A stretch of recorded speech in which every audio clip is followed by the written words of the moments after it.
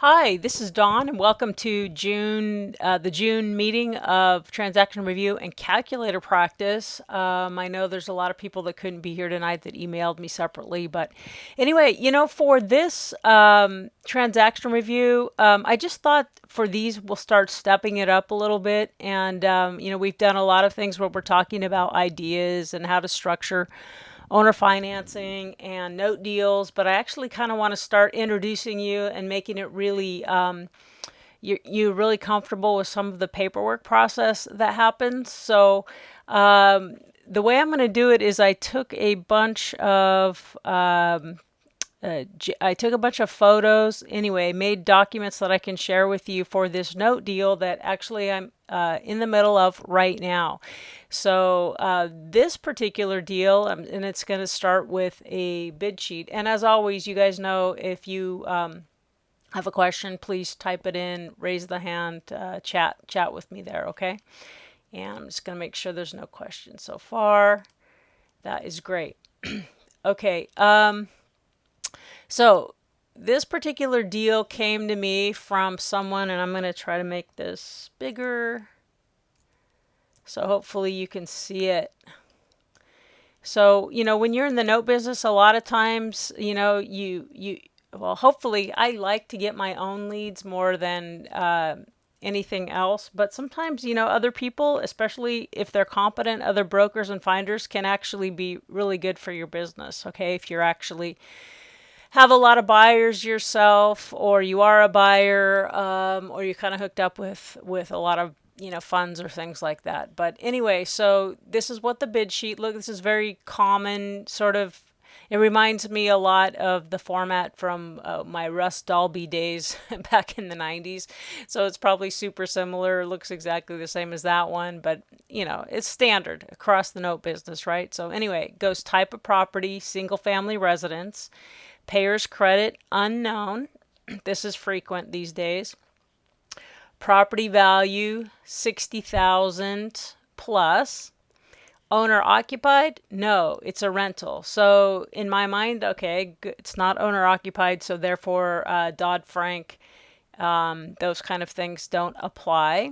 Dodd-Frank Safe Act. Sales date, okay, they sold the property back in February 2010, so we've got over 3 years now. The sales price was 80,000. So basically, that leads me, and I'm just gonna, work the calculator along with it. So clear all. So great. Since it was sold for 80,000, and the face value of the note is 60,000. So I'm assuming that there's a $20,000 down payment. So 20,000 here divided by the sales price, 80,000. I'm assuming, a 25% down payment, which is really good. Okay, that's what I would be looking for. They're basically saying that that it was worth less than the 80,000, which isn't all that uncommon because you get a higher price if you're offering terms, right? Okay, so that doesn't necessarily cause me a problem right now. But here they put the down payment at 981. But actually, in my mind, when I'm looking at this, I'm looking at 20,000. This down payment I thought probably was an error or something like that. It's in Richmond, Virginia. The note balance at this point is 53,559. And the interest rate is 10%. That's pretty nice. And the payment amount is $644.76. So right here, when I get a note submitted, I want to know, did my broker that submitted this, did she know what she was talking about? So I'm always going to see if I can recreate the note. So here we are at 60,000 PV, which is present value or loan amount. The interest rate's 10%. And term, if I add the number of payments made with the number yet remaining, I can see that they did a 15-year amortization there. So 180, fully amortized, so that's going to be 0. So I'm going to click here, payment. Okay, 644.76. Okay, I do get that, right? 142.8. Yeah, that's right. So good. At least somebody knows what they're doing. They're not, at least they have that much training and proficiency professionally that they can send me numbers that make sense. Okay. Number of payments made. Okay, 38. That's over 3 years of seasoning. That's great. The first payment was made in, that can't be right. I didn't even notice this. They have the wrong date there. Must have been 2010. So whoops-a-daisy. When you're submitting, notes to other people, it's good to double check your numbers so that you don't look unprofessional, because then people like me and other buyers might go, she doesn't know what she's doing. It's going to waste my time, that kind of a thing. Okay. Next payment due June. Okay. Loan to value. She's saying 90. Which is, she's saying the balance of the note. So she's saying this number 53,559 divided by what she's saying up here, the value is 60,000. Okay, 89. So pretty close there, right? All right. Current or delinquent? It's current. So apparently all payments have been made as agreed on time. No balloon because it's fully amortizing. It's in first position. She reiterates the remaining balance here. And then in the comments, and I erased personal information for privacy and for the fact that I'm still working on this deal like right now. And I just kind of want to see you how one goes down. Okay, it's a 3-bedroom, 1.5 bath, 1,174 square foot single family rental in Richmond, VA, owned by a Marine. Okay, so I'm kind of interested so far. I especially liked the mental note that I made of a $20,000 down payment.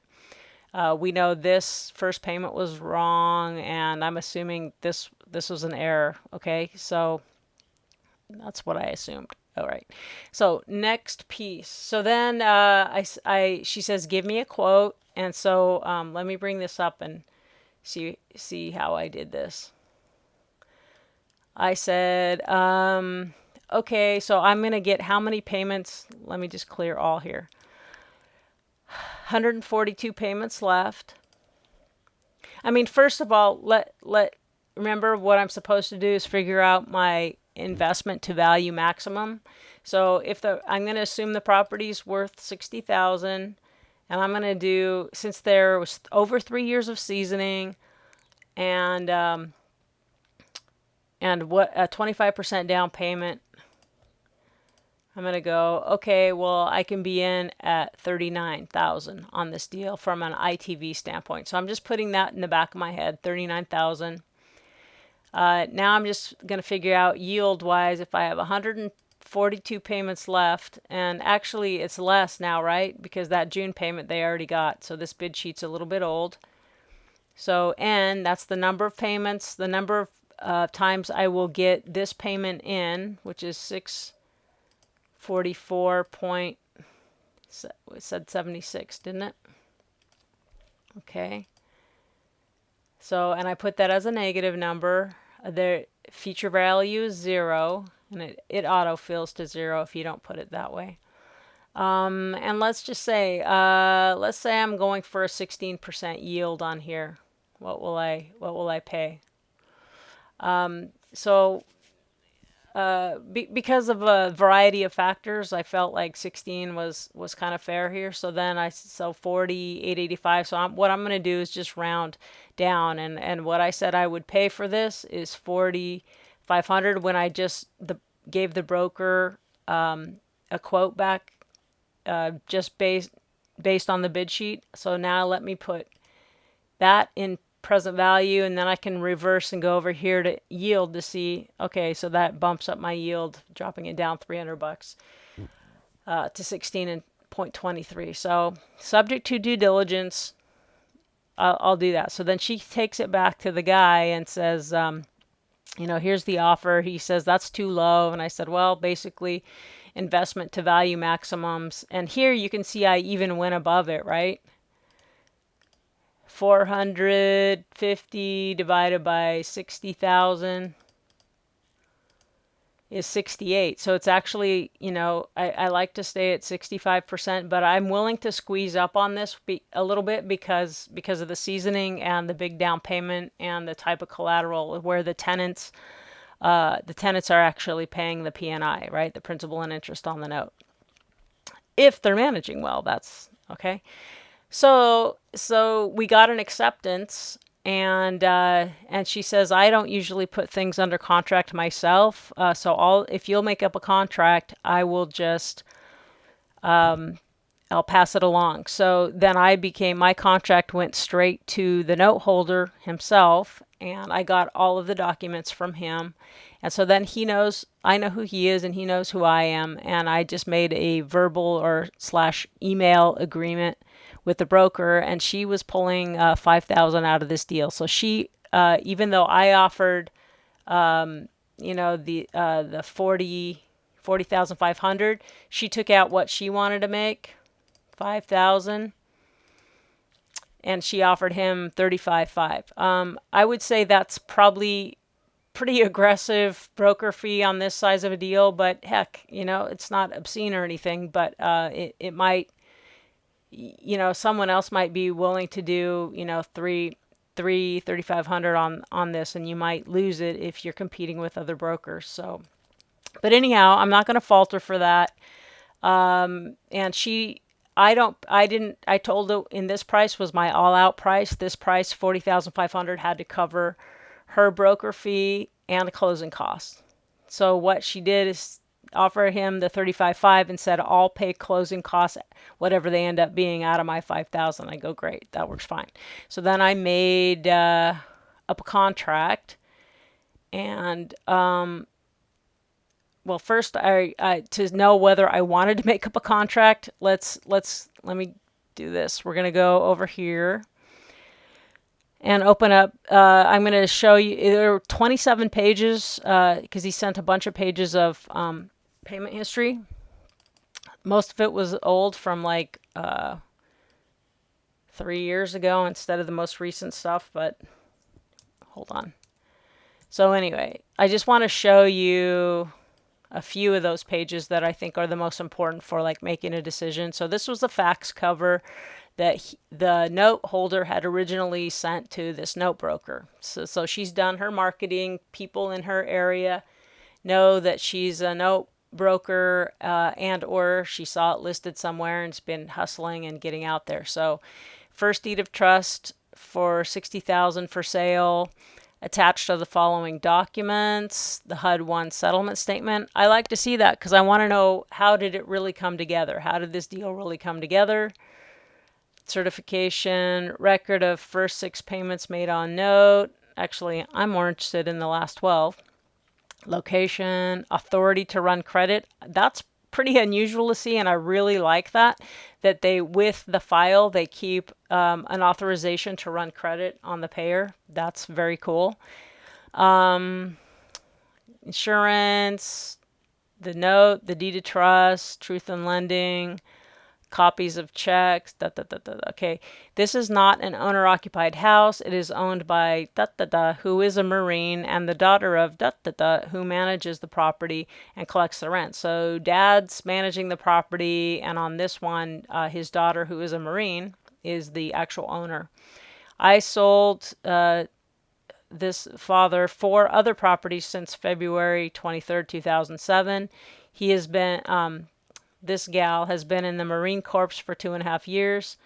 I have misplaced the credit report that I ordered, but you may run one with the authority to run credit attached as an item number 5 above. The credit was satisfactory. Please let me know if you need any additional information. So next thing. First, I'm looking at the HUD-1.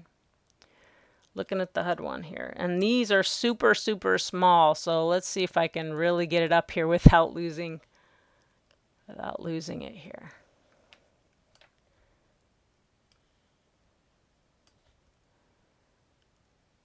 Okay. So ordinarily, and I blocked out, the personal stuff, but here's the HUD-1 settlement statement. I'm sure you've seen these for property and as well as notes or loans. But anyway, so I'm looking, okay, how did this deal come together? Great. Contract sales price, that matches $80,000 right there. Settlement charges, this is the buyer's closing cost. 1100 looks about right. Per diem interest, that's fine. Gross amount due from borrower. Okay, yeah, fine. And then I come to this and I get my reality check. Okay, purchase money note. We know he carried a note for 60,000, but here's where that 20,000 that I thought was a cash down payment, it was really a renovation allowance, like a repair credit kind of thing. It was not hard capital. So I'm going, oh gosh, I really logged this in as they made a mistake, on the bid sheet. And I just sort of saw that, and it's like, so what does this do? This makes it was 100%, like a zero down payment deal basically. Look at, here's the only amount of cash that the buyer had to bring in, 981 for some closing costs. Okay, so bummer. That changed the deal a lot for me, but I didn't say no. But here's two things that I, just categorically, but you can see that when I bring up the purchase agreement, that I added a lot of conditions to that, to the purchase. And credit becomes a lot more important to me now. And verification of payment history becomes more important. Appraisal, I'm going to order an interior now. I really want to know, really want to know what that property's worth. And I'm going to ask to see if they have any proof that these renovations were done. Like, what kind of capital improvements have they done to the property, in the last 3 years? And if there has been some significant ones that they can prove, that would help me out a lot here. I want to see they got skin in the game. Okay. Excuse me.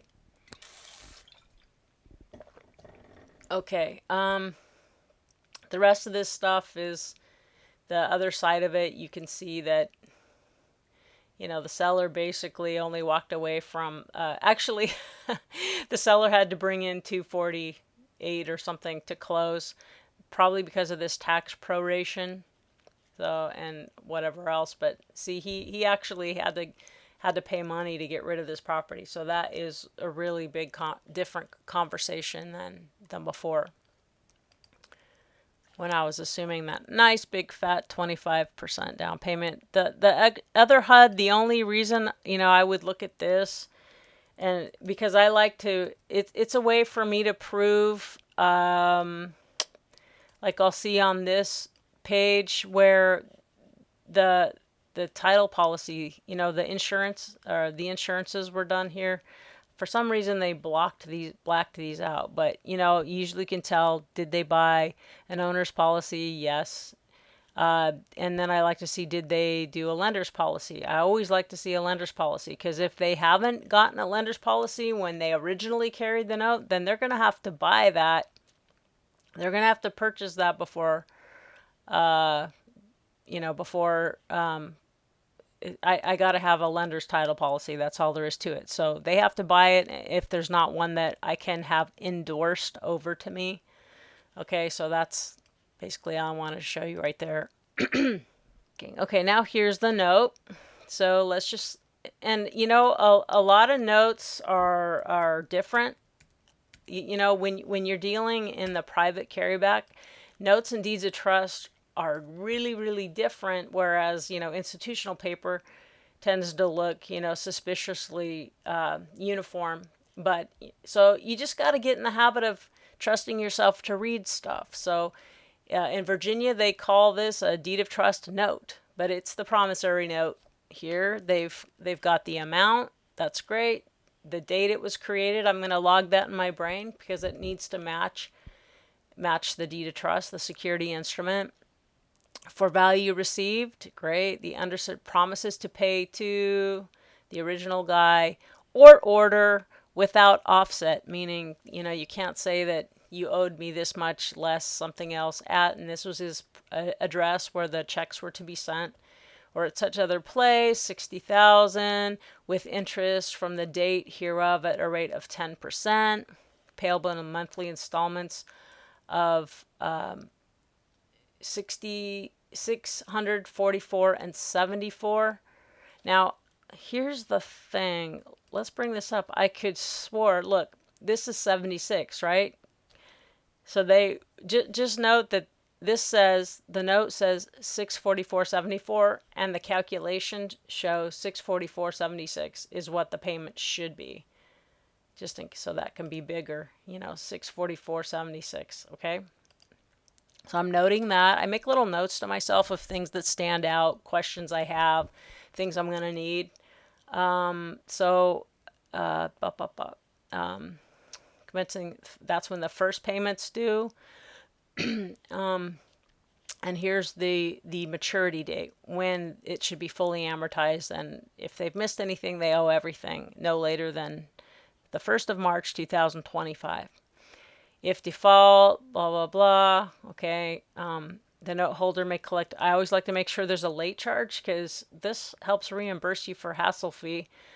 If you start having to deal with, I like late charges on things. In fact, I probably make a couple $100 a month just on late charges, if not more. By some people like to habitually pay late, and I guess I don't mind that much. If it's not longer than 30 days, then it really turns into a problem. Okay, so 5%, that's great. Waiving exemptions to things, I don't know how much that really helps. Now you can see that the daughter, the Marine, she's probably on duty, active duty somewhere, so it's her father who's managing the property, who's her attorney in fact. And the only reason I'm bringing this up is that before I close, I want to have in my file a copy of this attorney in fact to say that this guy, who's supposedly her father, has really the legal right to sign for her on these documents. So that would be something I would ask for to have in my file. And that's it for that. Okay, that was a note. Now we're going to the deed of trust, the actual security instrument.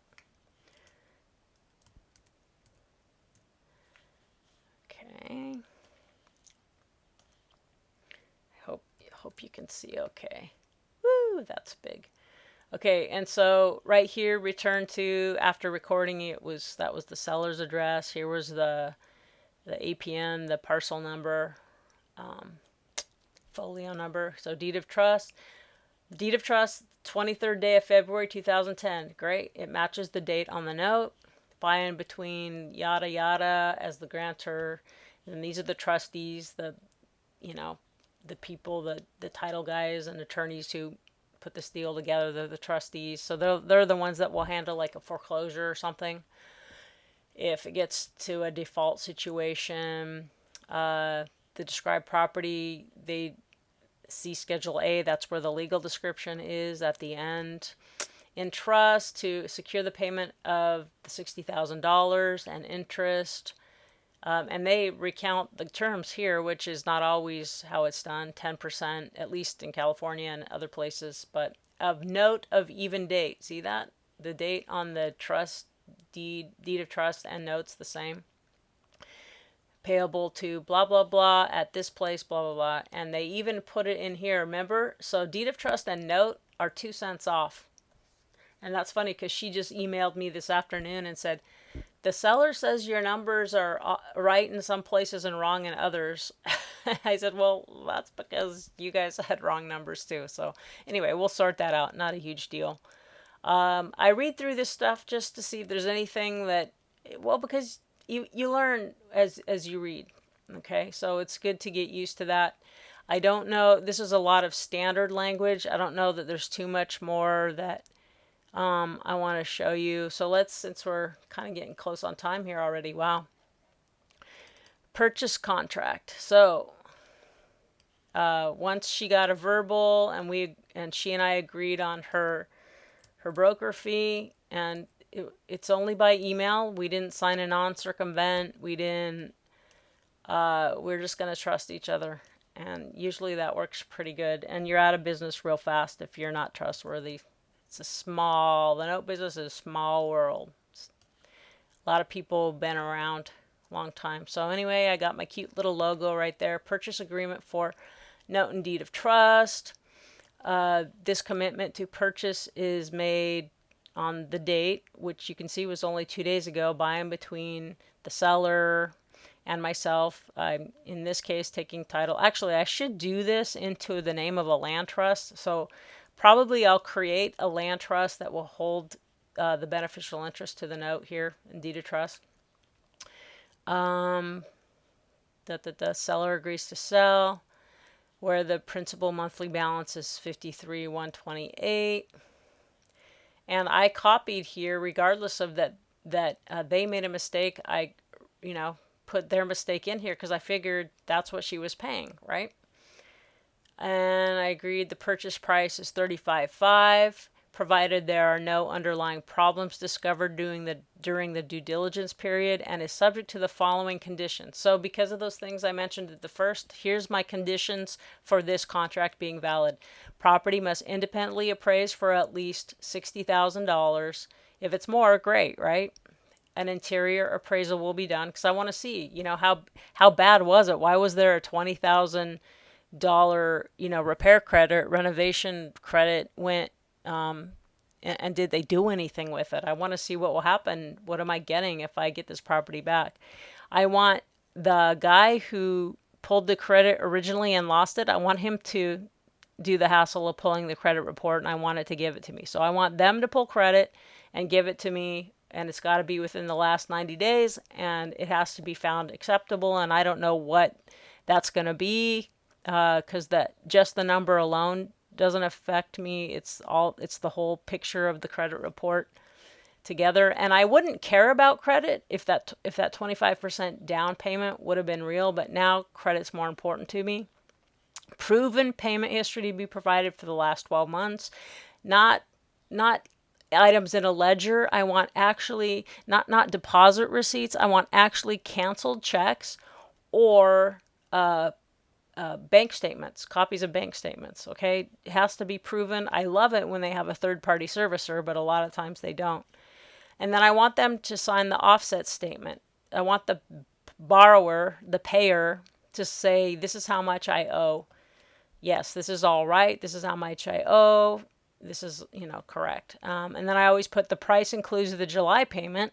So this $35,500 includes, I'm counting on getting that July payment. We've got 3-4 weeks to close here, and I should be, get that, and it will be deducted. So if we end up dragging our feet here and we don't close in time for me to get that July payment, then I'm going to take the $35,500, subtract 1 month payment, $644.74, and that'll be my new purchase price right there. And by the way, when I do that, that increases my yield a little bit there.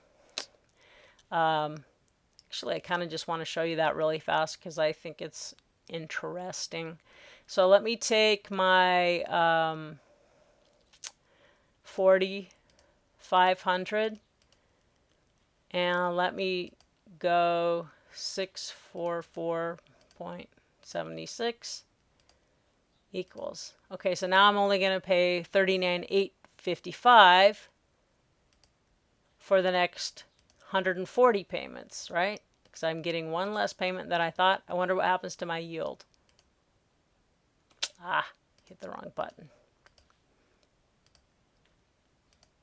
Look, it goes up a smidgen, doesn't it? 0.25%. Okay, so that doesn't hurt my feelings. All right, so then collaterals here. These are the standard blah, blah, blahs that I have. And in this situation, see, my contract's really, really simple. Some people have like 10-page contracts. I keep it kind of simple when I can. There's a 7-day due diligence period.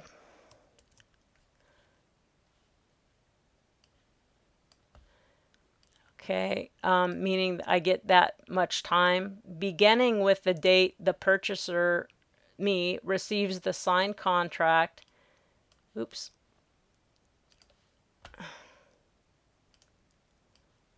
And all the requested items. So that means they got to get me the payment history, the credit report, everything I've asked for. And then my period begins, 7 days, and I'll order my appraisal. and I'll look over everything. I'll make any phone calls I need to. Also, I need the offset statement back, with closing to occur 3 business days after that. Like, I don't need a long time. They need to get me everything, and then I hop to it. I don't mess around. I close as fast as I can. So once I'm through my due diligence, I'm going to wire the money and they're going to get it and we're going to be done. Okay, closing to be done in 10 business days or sooner. Sometimes I give myself an extra 10 days or 20 days after this, but in this case, he wanted to know I could move quickly, so I don't mind saying that. Sometimes I've closed sooner than that, and I know other people can do it too. Closing costs to be paid by purchaser. So I said I'm going to pay all the closing costs, but as I told you before, actually the broker, it's gonna come out of her fees. Okay, almost done. And so last thing was, now this particular note broker, the reason she found me originally is like last year, I want to say sometime,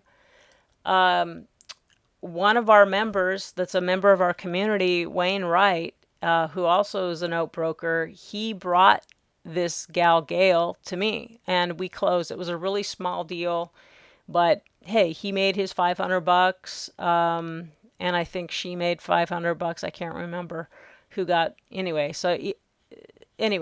So but next time she had a note, she didn't go to Wayne because he doesn't come up with his own contracts or anything. He doesn't fund them. So she came to me. But he was the introducing parties. And so here's the email that I sent her after we'd kind of agreed. Hi, Gail. Please find attached the following documents: the note purchase agreement to be signed by the seller. Please note the 4 conditions that I put in there. The offset statement to be signed by both the seller and payer. And again, the offset statement is the payer acknowledging that she does in fact owe that debt and everything's correct. The note balance, how much interest, how many payments she's made, when her next payment is due. And she acknowledges with her signature that she understands the note's being sold. So sometimes you don't want them to know this because you think they're going to be your competition for buying the note. But a lot of times, if there's anything squirrely and if they have a bad relationship with the note holder, I want to know that. I'd rather have a deal fall apart than get into a deal that turns into a headache. And then I had sent an amortization schedule of what I was basing the UPB, the unpaid balance, on. So to Gail still, I have noted that your broker fee is $5,000 less closing costs. As Wayne Wright, like I said, is the person who originally introduced us, I would like him to be paid 10% or $500 out of your fee as well. By this practice, you can know that I will also include you if you are ever an introducing party. For instance, if this note seller ever came to me directly, I would include you in the transaction. It is very important for us to protect each other in this business. We all work hard for our leads. Thank you, Dawn. And then she sent an email back, said that's totally fine. Just pay him separately so I don't have to pay taxes on it. So that was all very, very cool. So anyway, I hope that was a little bit helpful, enlightening in some way. I just want to make these transaction reviews even more valuable and getting you comfortable with the actual paperwork that you tend to look at in this business, whether you're buying or brokering. Okay. Thanks so much for the time spent with me. I don't see any questions emailed. If you have anything else you want covered in our next meeting, let me know. Next Wednesday, we're having a private community Q&A session, just not by webinar, just teleconference. So look for an email where I'll be inviting you to send over questions and things we can talk about next Wednesday, okay? All right, you guys have a good night. I appreciate you. Take care now. Bye-bye.